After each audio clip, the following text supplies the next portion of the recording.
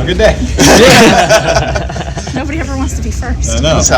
I know you're burning over here. What do you want? I was going to defer to you. Nothing I want to ask in front of everyone. Of course. What do you got? All right, so with you being a new dad, how are you balancing that and racing time? Oh, that's a good question. Fortunately, but unfortunately, they're not here this weekend. She was feeling bad, and so she bailed yesterday morning. So I'm like, yeah, stay back. I might get some sleep. But I missed them. No, it's actually been good. And right now we're in a hectic time because we're packing up and getting ready to move. So she's been overtime working to get the house all cleaned up and in tip-top shape and packed up. And I've been off meetings from Monday to Wednesday. So you really have to find the time to set aside work and be a dad, and set aside dad and be at work, and it's challenging, but it's been good so far. It's been fun. It's a nice mental, I wouldn't call it escape, but you can just compartmentalize things. And so I've been enjoying every step of it. If we can get him to sleep like he was like 2 months ago, it'd be great. But yeah, it's been good. How's that connect to video game time too? Ooh, now we got to talk about that. We make it work. We put him down at like 8:30, and then we'll game till about midnight. And then we get upset when he wakes up at 3, but he just slept for whatever that is, 6-7 hours. We only got 3 hours, so we need to adjust to his schedule. We're still on our own schedule. All right, thank you. What are you, in the couple months now you've been with Charles, what have you learned about him? I mean, it's only 2 races. You want to call it a couple months? It's only it's a race and a qualifying. Since last year, I'm sure you guys have been talking since. No, it's really good. I think we all were surprised at our speed today for sure. Similar package to Daytona, and we're light years ahead. So appreciate the effort there. But man, Charles is picked up right where we left off, which is nice. It doesn't feel like it's a total reset, and I think everything's vibing right now. And I'm still kind of vetting through my car chief Zach and other people on the team. Hey man, how's things going? And you get nothing but positive reviews. Not that I would expect it to be negative, but you would kind of expect it's going to take some time. But man, everything feels like it's good from what I'm being told. And so I think he's a great fit, and he's going to help us do big things this year. Have you spent much time in Austin when you've gone there for the COTA weekend and everything? What are your thoughts if you have? Why do I feel like there's a second part of this question that I don't want to answer? It's usually how it is with me, right? It is. Have I spent time in COTA? Austin. Yeah. Not like an extended period of time. I take that back. We actually stopped there when we road tripped back from Phoenix in 2020. We stopped there. Amanda has family in New Braunfels, and we got to spend the night there. Had some buddies come up from the Air Force, so that was cool. But no, nothing crazy. Okay. Yeah. Speaking of COTA, obviously we've just changed up. Next week we go to a road course. Got to be loving that. What do you say? I suck at road courses? I'm not saying nothing. Not anymore. Not anymore. God darn right. COTA is always really good for us until we get the green flag and then we crash into something. So we're going to try to get it past lap 1 and then maybe crash on lap 2. That'd be progress. But no, COTA's exciting. I think it would be interesting to see how this new configuration is. We've been putting some laps in on the sim. It's definitely interesting and tricky, and I think there's a lot of time to be lost there, but also a lot of time to be gained if you can hit it right. So just working in a new rhythm, making the most of it, and enjoying it. I think that's the biggest thing. When I show up at COTA, I know in the years past we've always had speed, and so that helps the confidence. So yeah, I'm looking forward to it. What's so tricky with the change now? It's just something new. Used to the other 10 corners that they cut away. Yeah. So now just cutting it in half would be nice. Given that these first 3 races are 2 drafting tracks and road course, just how important is it to build 3 good points weekends before you get to the the normal? Yeah, no, it's crucial. I mean, Denny has said since day one of this new team, every point matters, and so I win a duel and I get 10 points, and I finish 29th in the 500 and I still get 10 points. So, damn, we got 20 points at least, so that's good.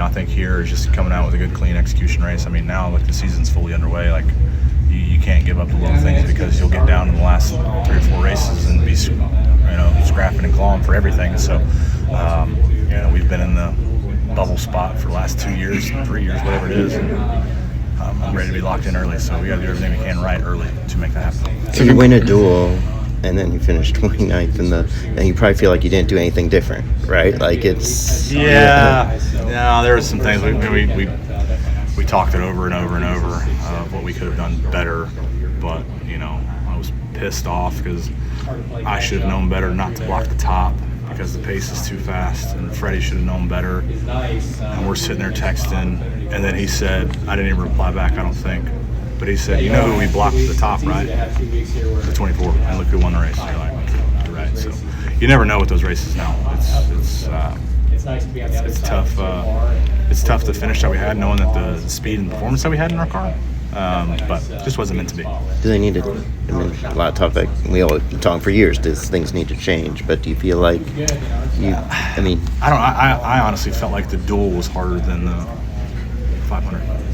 Just, I guess, from the way the cautions fell, and it kind of set that up for the stages. Like the caution falls at the right spot, then everybody can go hard. But that's how our duel went, and so you were really having to make the right moves and put yourself in the right spot, and luckily we were able to control the lanes and win the race, but I felt like the duel is harder than the 500. We're now in year 4 of the configuration here at Atlanta. What has surprised you about what it takes to compete at this track compared to Daytona and Talladega? I've never had a really comfortable car here, and we've managed to scrape away like one top 5 finish, I believe.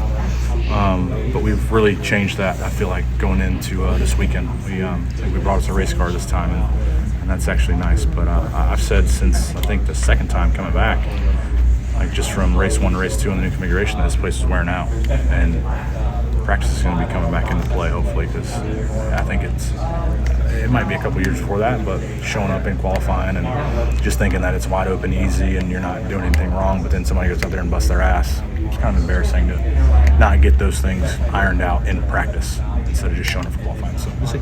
Does having the contract extension, Bubba, has that changed anything for you, confidence or mentally? Because it seemed like maybe the end of last year, and maybe it was just because it was a long year, like you seemed more, I don't want to say high-strung, I don't want to insult you, but you seemed kind of down a little bit, whereas this year, maybe I'm looking too much into it, but you seem lighter, more ready to go for the season. Does having that security help at all?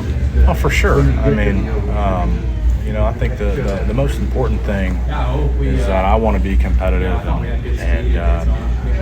and just have a shot at winning each and every weekend. And I have that opportunity now with 2311. And so when I don't win, I can look at myself in the mirror and, somewhat take blame for it because all the resources are there, all the people are there. And I didn't get the job done. But I think a lot of the stress came from just looking at our last 2 seasons. Throw away the numbers, the exact same thing. Just fighting for the last spot. Starting out really hot. Bubba Wallace goes quiet for 3 months.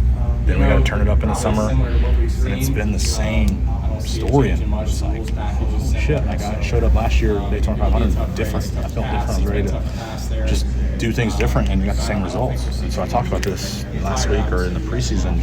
That could beat you up quick. So I think going into this now, sure, that adds a lot of security, no doubt. But just taking a step back, and I always tell myself what Emmerich told me at Pocono. Hey man, you good? I said yeah. He's like, good. It's never been that deep, and walked away. And it's like, oof, that one hit home, So I've been thinking about that, but also just being a new dad, enjoying the little things at home and life. That's always going to be there, not this. So, which is kind of counterintuitive because you better enjoy it while it lasts. But at the same time, I've always been so racing over everything. Don't ever put something in front of racing. And I think I got lost in translation over the last 6-7 years of just trying too hard, right? Instead of just taking a step back and enjoying it. So it sounds like you've become more comfortable of who you are, what the situation is, and not you take it seriously, but it's not, as you said, everything. Right. Prioritizing. Right. I better. think, Blaine and I, we flew down yesterday, and we were talking about, you know, just the dialogue that we have in our meetings. And I told him, I was like, man, isn't it nice that the words you say carry value now? You know, when I started out as a rookie, it was different. You know, we were with RCR, but we were kind of 6 months behind on it. But anyways, starting out with the 23 team, 2311, hey, my car's loose or tight, and they'd look at you like, cool. But then Denny or Kyle at that time would say, hey, I'm loose or tight, and they're like, huh, really? Why? It's like, you just did the same shit. But your words carry value, and it's so nice to have that. And so, I mean, yeah, I'm 8 years in. I'm the next one in line, chain of command behind Denny at the Toyota camp, you know, for our 7 cars now. So, no, it's just understanding the spot that you're in and taking it in stride. Being in that spot, you know, where they didn't really necessarily listen to you, does that change your perspective when younger guys like Riley or Ty or something like that speak something? Yeah, for sure. Like Riley, I've tried to be kind of a leader for him and understand where he's coming from, and I've enjoyed it. And I'm not saying that they didn't listen to me and just blew my comments off, but it is different when you're a rookie, you know, because there's so many things that you could do to produce that outcome that you're talking about. And so if you don't nail every one of those scenarios right, they look at you kind of like, yeah, well, this happened, you know. And since we're now, it's like, hey, I did everything right and I still did this. They're like, yeah, me too. And it's like, all right, now we're on the same page. So it's, yeah, I think for Riley, him being in, you know, the series full time now, it's been called his first year, but you know, he's a lot to learn. And I think listening to him and in our environment at 2311, we let everybody speak, and we actually, you know, have ideas to bounce off whatever anybody says. So that's super nice. So if you go ahead, if you could go back to your rookie year and give advice to yourself when you were in Riley's shoes, what would you tell him? It doesn't really matter. When you're a rookie, you're a rookie. That's how everybody sees it. So I would say just, you know, ask more questions, rely on your teammates more, but they're still going to treat you like a rookie. So it is what it is. Non-racing question: how's the bourbon collection? And it's slowed down a lot. I had my buddy Bruzel come up to the house, and he says we'll do a couple pours, and ended up 18 pours later. And I haven't seen bourbon the same yet, and I'm kind of sad about it. So we'll see. We'll see if we can get it back. Any new favorites or anything though? Nope, not right now. Nothing really to report. You were joking about it earlier, but how much more confident do you feel in your ability on road courses now compared to like 3 years ago? Oh, night and day difference. Not even comparable. So it's just like anything you do in life. You spend time and surround yourself with the right people, put in the work. It's all going to get better. Was there any one race or race weekend where you felt like a flip got switched or something? Switch got flipped? Yeah. No. Just kind of showed up. We had speed and putting everything together. So I think just getting the speed out of the car is the biggest thing. So we've been able to capitalize on that. Now we got to work on passing. Thanks.